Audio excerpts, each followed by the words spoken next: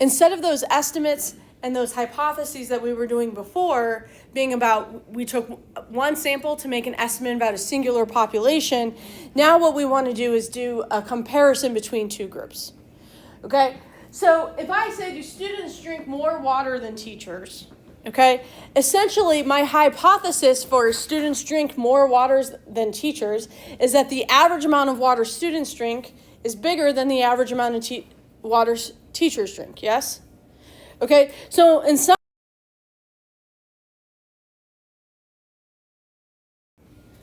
is bigger than mu t, because in this case, we would measure those two things with averages.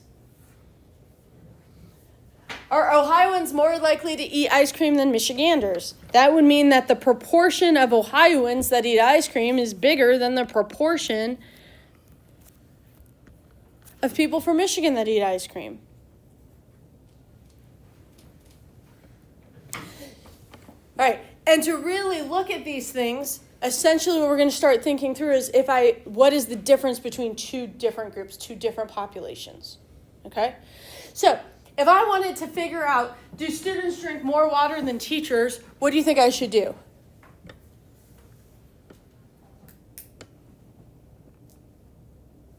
That's your question. I ask you to figure this out. What would you do? Ask students and teachers how much water they drink. Okay, so you would take two separate samples, yes? Yeah. So we would take two samples. Right? And so if I wanted to figure out, so that would mean I would have an X bar for students and an X bar for teachers. So now instead of having one X bar, I have two. And what I'm going to do with those two things is subtract them. Or I could have two p hats.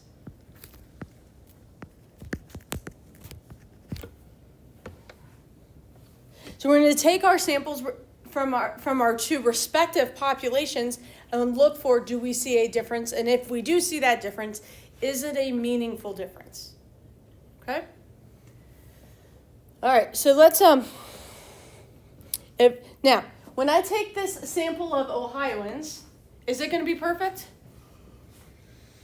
What about when I take the sample of people from Michigan? Is that going to be perfect? No.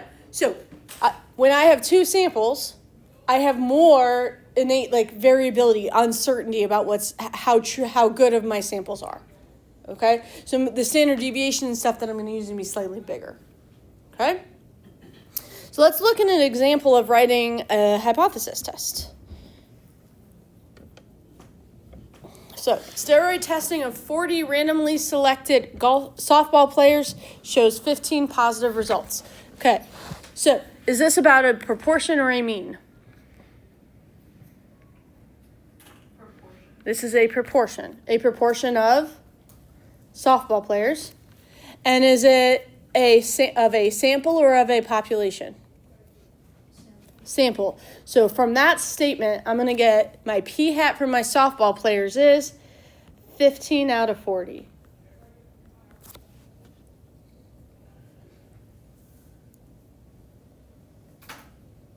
Which is 0.375.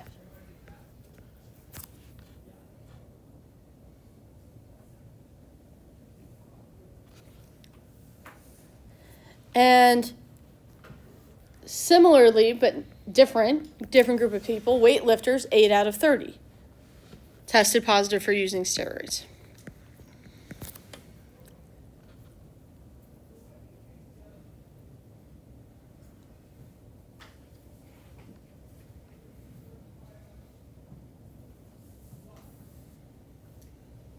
And 8 out of 30 is 4 out of 15 is 0.26.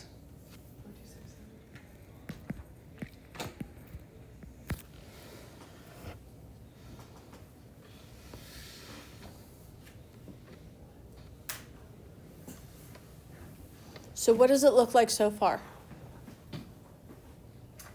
Can we say that the percentage of softball players of all softball players who use steroids is 37.5%? And can we say that the 26.7 is correct? No. So can we say with certainty that softball players have a larger percent that use steroids than weightlifters based off of these samples? No, because they're samples. So what we have to then do is some calculations to decide, it looks like it, right? Because this is definitely, 0.375 is definitely bigger than 0.267, right? It looks like it, but we don't know for sure. Okay? And we do our calculations to make that determination instead of just relying on our guts. Okay? All right. Now, the question goes on to say, at the 5% level of significance, so I'm going to let alpha equals 0.05. Is that evidence to suggest that the softball league is more prevalent? To take that, I would steroid use more prevalent in the softball league. That would mean PS is bigger than PW. That's one of my two hypotheses, because that's what more prevalent would mean, is that it's going to happen more often. Okay, given that is one of my hypotheses, should it be my null hypothesis or my alternative hypothesis? Alternative because there's no equal to. Lovely. So I would have PS is greater than PW. So now, because I have two populations, my hypotheses are going to have two different groups that I'm comparing. Everybody good? Okay. Let's say I'm asking you to do this with the traditional method.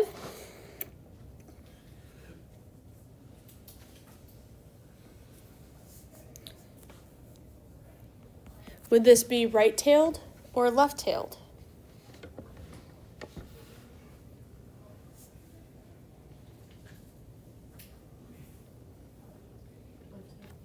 How do you know? Because it's less. Which hypothesis helps us determine what side the tail is? The alternative. So this is a right-tailed test.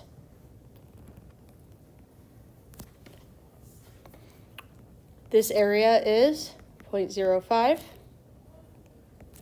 So if I asked you to use that traditional method, we would find our rejection region. Okay. What is our rejection region? It's the shaded region. We need to figure out, well, what is this boundary? How do I find that boundary? 1.645. I use inverse norm, and I should get 1.645.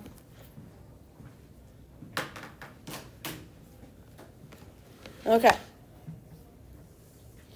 So, traditional method is we calculate our z-score and see is it in this region or that. Okay? When we do these, this is the formula that's on your formula sheet. There's like, if you notice, we have p hat 1 and p hat 2, and then we also have p bar and q bar. Okay? P bar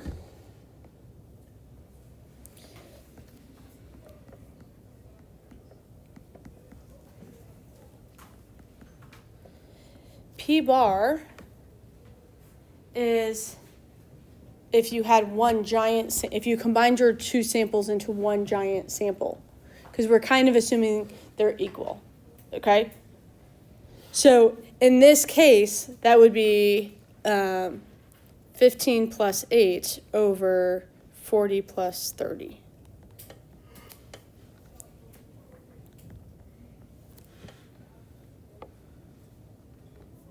That's what P bar is. That being said, I have no intention of you doing these by hand, nor will you use this formula by hand. It's a gnarly formula, okay? So we're going to use the calculator shortcut from the get-go, okay? Everybody good?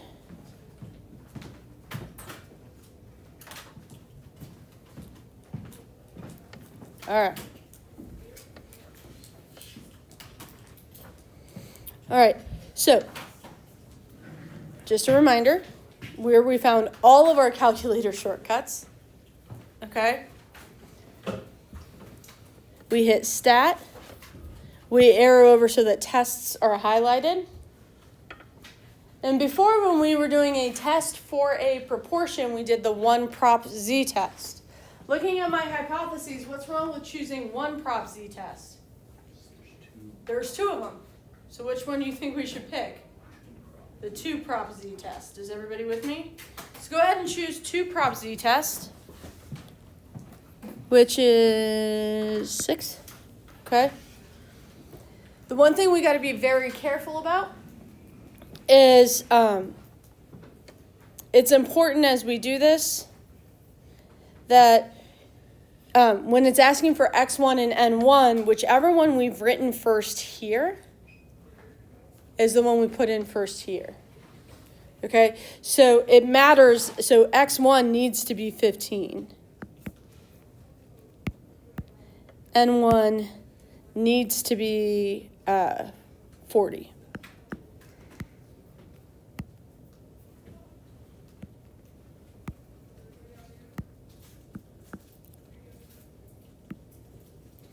Make sure your alternative is the correct direction.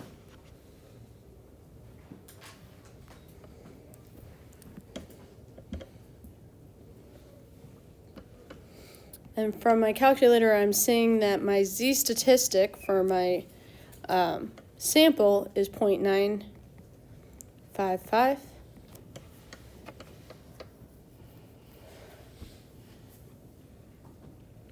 Guys, as I'm looking at that, is that in my rejection region or not in my rejection region? Where would 0.955 be? It'd be like right here, yeah? Okay, so we would fail to reject.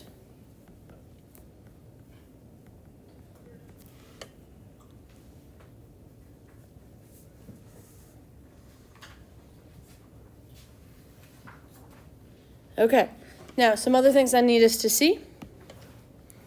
If I were using my p-value method, my p-value would be 0.170.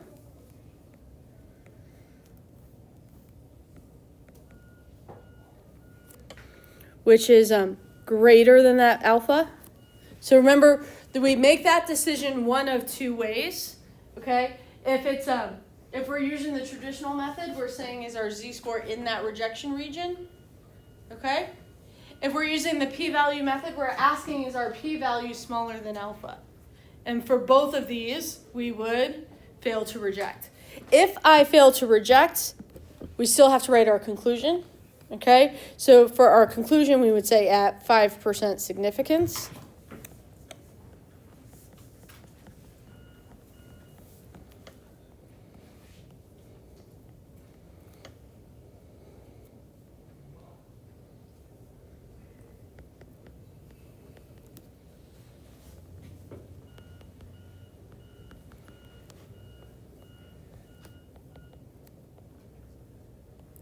The claim is that steroid use is more prevalent, so we can't say that steroid use is more prevalent in the softball league.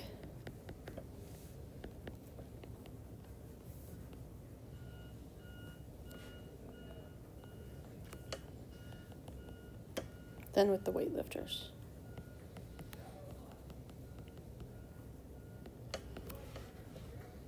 Wait, why can't we say it? Because we're not rejecting. Right? So if I'm not rejecting this, then I'm not saying that's true. Okay. Okay, so the easiest way of saying this, like big picture, is we have some evidence. It's just not enough to convince us. So think of that as like if somebody was accused of a crime, but there's not, and there's some evidence to say, oh, they were there, but that doesn't mean they could. Yeah. That's not enough evidence to convict, right? It's this kind of a similar idea. Okay, so we might be able to not enough to. It's not convincing evidence. Some evidence, but not convincing. Everybody good? All right, let's turn the page.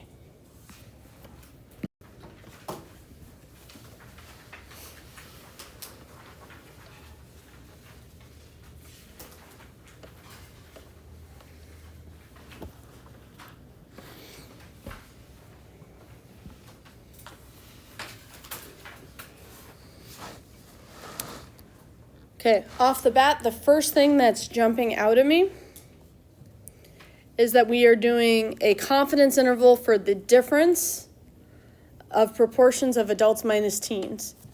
And our variable of interest that we're kind of interested in here is whether or not the two different groups feel like radio stations provide enough variety when they're, I don't know, driving to work or whatever, okay?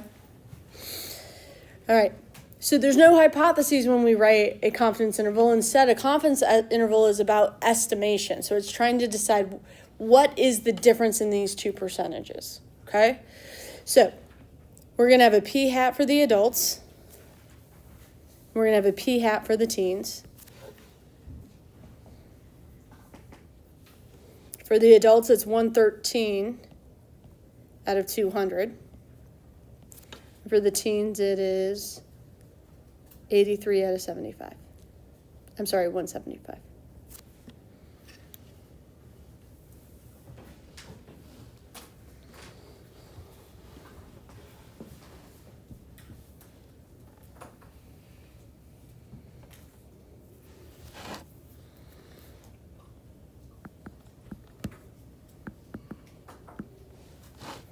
All right. 56.5% of adults and 47.4% of teens.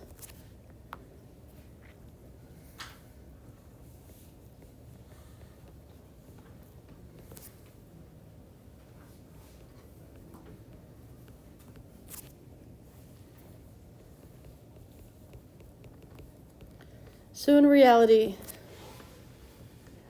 according to our samples, approximately 9% more adults think that the radio stations have good variety compared to the teens.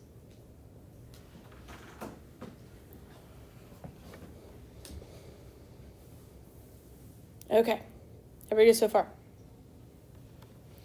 All right. Next, we're going to come up with our interval. By the way, is this the correct answer for the adults? Is this the correct answer for the teens? Are they close? But are they like, do we know that they're right? No, because they're from samples. And what do we know about samples? They're not right. They're close, but not quite. Okay? All right. So that 9.1%, as our guess is what is the difference between the two groups, is close, but not quite. All right? So that's why we give ourselves that margin of error. Okay? We use an interval estimate to get there. So to do that interval, what do you guys think we should pick in our calculator?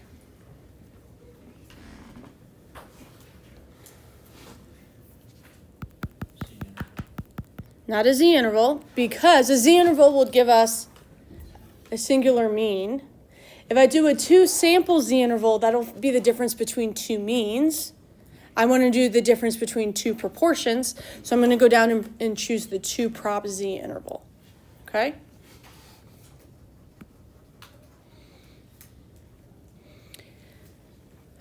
And since we were specifically given to do adults minus teens, my x1, n1 are going to be the proportion of the adults. So that'll be the 113 and the 200.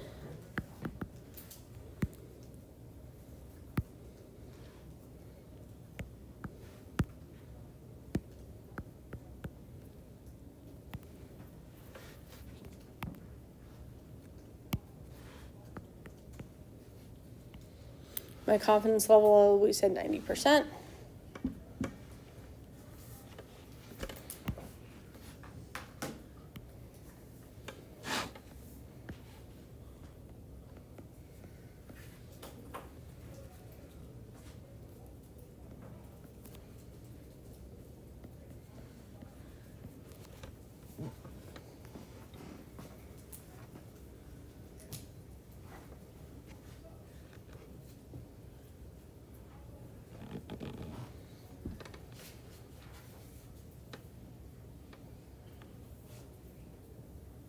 Now, I want to talk about what these numbers represent. Is it reasonable to say that somewhere between 0.6 and 17.5% of adults think the radio stations are good in variety? Is that what this is? Here is my sample of adults. Is this a good estimate of the percent of adults? What about of teens?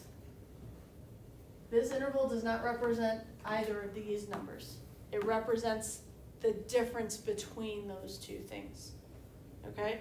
So as you go to interpret this interval, we might say with 90% confidence,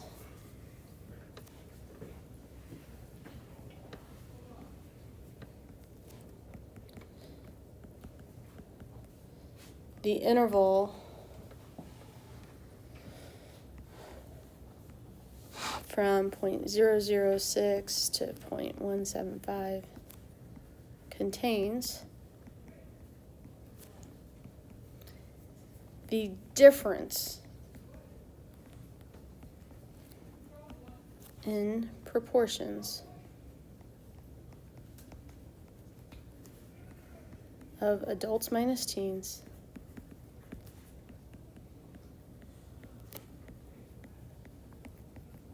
who feel. Notice you guys that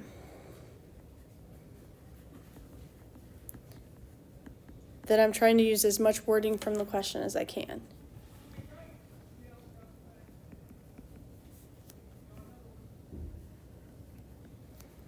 In fact, in my conclusion, I'm stealing just about all of the language from the actual stem of the question in the first place.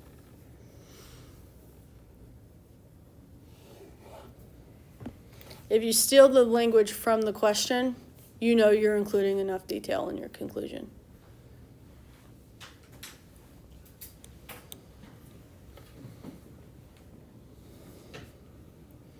Okay, the next question I'm going to ask you is not meant to be talking down to you. It's a legitimate question.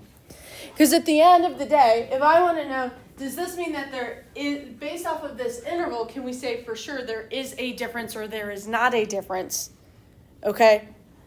What I want to think through is, what number would we get if there's no difference between the groups? 0. Is everybody with me? Okay? And in fact, so if I want to decide, is there a difference from the groups? Another way of saying that, can we rule out that there is no difference between our two groups? Is everybody with me? And based off of this interval, can we rule out no difference? No difference meaning 0. Can we rule out that the difference is 0?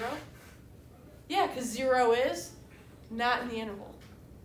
Is everybody with me? And in fact, based off of this interval, we can say that the P of adults minus the P of the teens, the proportion of adults minus the proportion of teens, is all positive, is all greater than 0. And I know that because my entire interval is positive. So the difference between the two groups is definitely greater than 0. That's what our interval is saying. Okay? That wiggle room, that margin of error has helped me get to the place of, I've done the margin of error and they're still all positive. Okay? Are you guys with me that saying that is equivalent to saying that the proportion of adults is bigger than the proportion of teens? So, if your entire interval is positive, then the proportion of the first one is bigger than the proportion of the second one. And if your entire interval were negative, then we can say with certainty that the proportion of the first one is smaller than the proportion of the second one. Okay? So, all positive or all negative means that there's a definite difference between our two populations that we're looking at here. In this case, adults and teens. Everybody good? All right. Now, if I'm saying there's definitely a difference, wouldn't that mean if I ran my test and used my p-value method? So if a test comes to the same conclusion, that's like saying, is my p-value less than 0.05? Because that's when I would reject the null hypothesis. Is everybody good? So, Let's go look at that 2 prop z test. Keeping everything the same.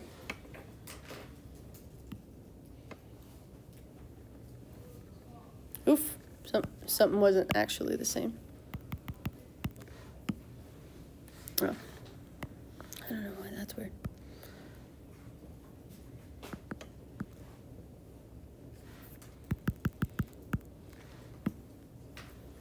You guys will see the p-value is 0.039, which is in fact less than 0.05. So I'd reject that null and conclude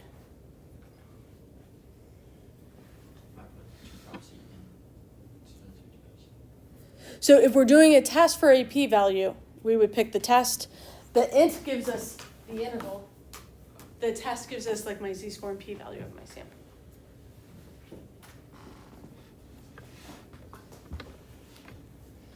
What questions do we have?